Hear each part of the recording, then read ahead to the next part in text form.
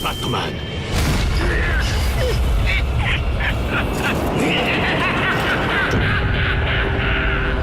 Now what?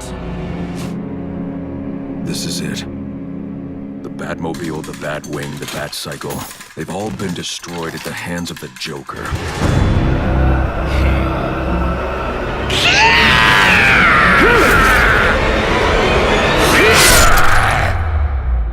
It's no secret that Batman, the mythical character created by Bob Kane and Bill Finger, has crossed the boundary of time and space and has in fact transformed itself to be one of the most well-known superheroes of all times. This character has been portrayed in many different ways since it has existed in the comic medium for almost 80 years to this date. The thing with Bats is that it's such his popularity that he has even crossed the frontiers of pop culture to be portrayed in many different formats, from a super popular mid-90s TV cartoon, some very well-received video game sagas, to even distinct live-action portrayals that vary in tone and level of seriousness. Why so serious? The thing that is most impressive is that this character has also crossed the world and has even appeared in different projects that range from manga to even anime. Not many people have read it, but Batman has been the protagonist of various mangas from different Japanese mangakas. And then it went full circle since some of the characters that appeared in the original Batman manga had made their first comic appearance in the pages of Batman Incorporated. And it's that versatility of stories inherent to the character that has made him appear in some short anime or animated projects from Japan. One of those more well-known projects is called Gotham Knight. That movie tells different stories set in between the time of Batman Begins and The Dark Knight. And well, if you haven't seen them and you're a fan of the Nolanverse, you should totally check it out since it is a very ambitious project made by very famous studios such as Madhouse, Production IG, and even Warner Animation. With that out of the way, now we can jump to the newest portrayal of the Caped Crusader in the world of pop culture beyond comics and live action, the super bizarre but amazing Batman Ninja.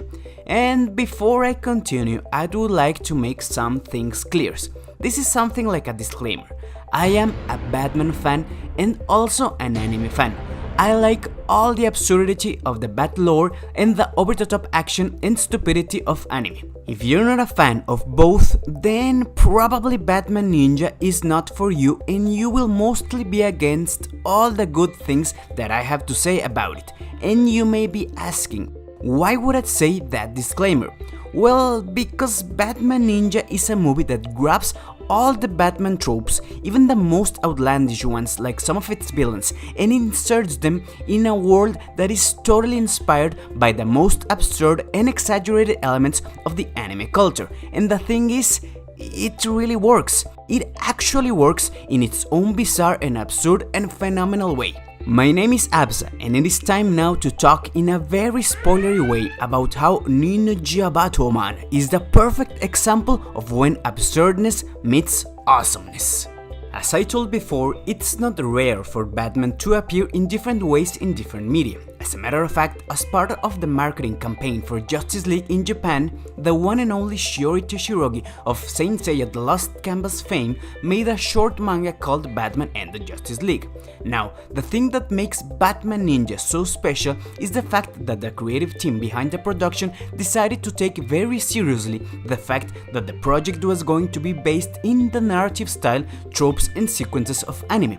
In a very curious way, you can say that this is not an anime based on Batman, but more likely a theoretical situation where Batman existed in the world of anime. And with that comes all of the super bizarre and super absurd and super awesome stuff that only exists in anime.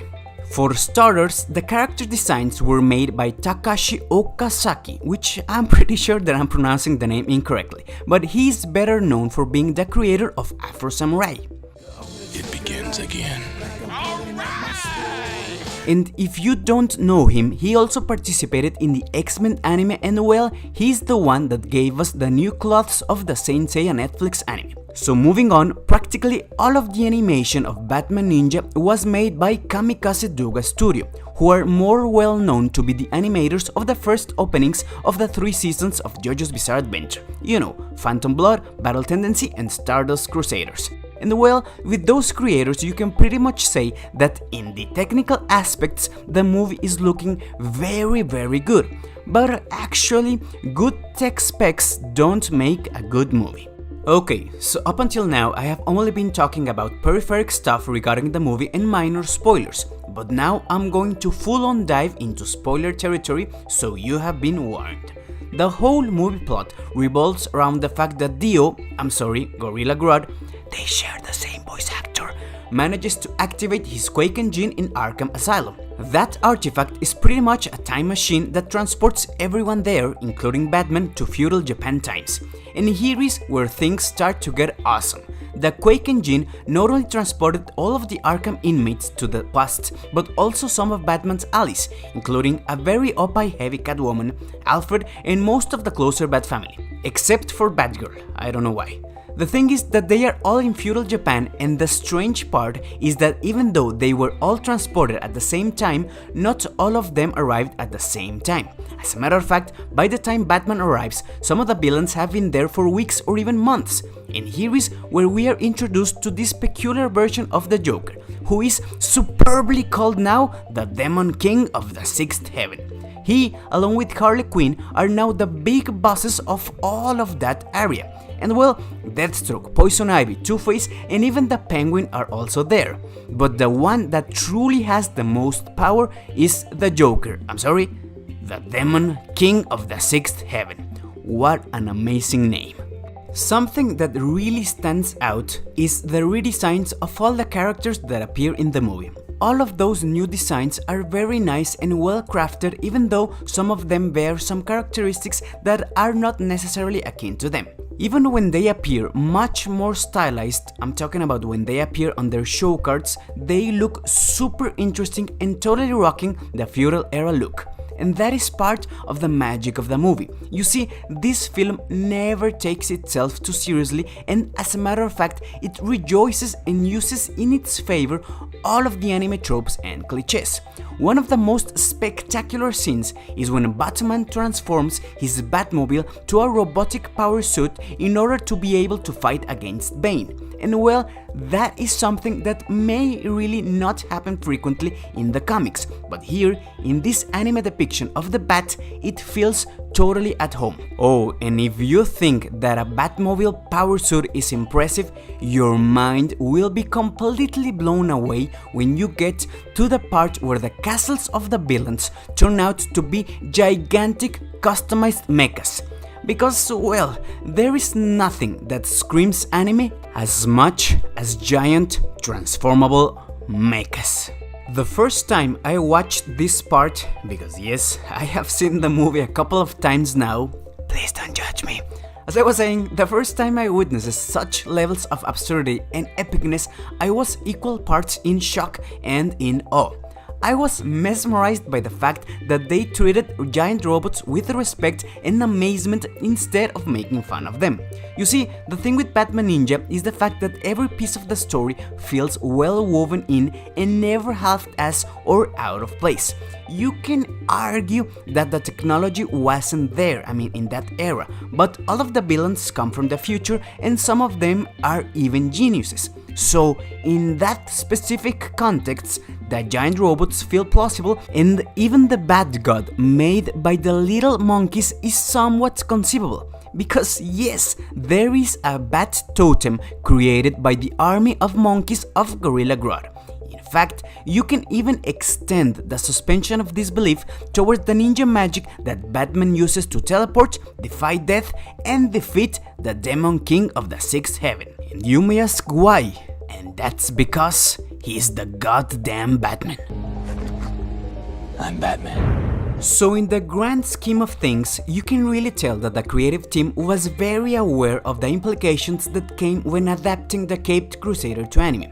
And instead of trying to tell a story that was more down-to-earth Nolan style or more grounded in its detective roots, they acknowledged the most absurd and bombastic parts of anime culture and merged that with the inherent craziness and exaggerated qualities of the rogue gallery of Batman in some of his most well-known sagas. And with that, they created a movie that gave us the best of both worlds.